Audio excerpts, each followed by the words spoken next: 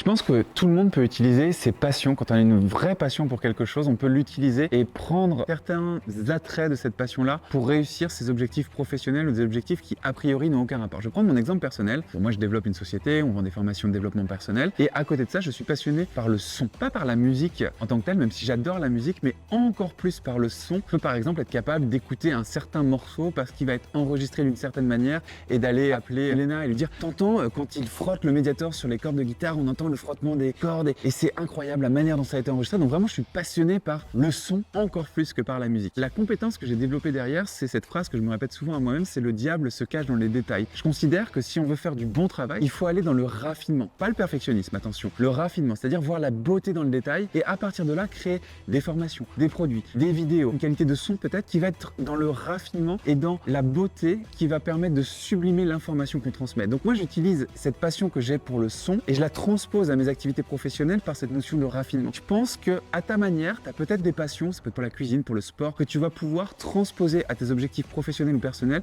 et les utiliser comme une force là où tu l'avais peut-être pas compris. Clairement.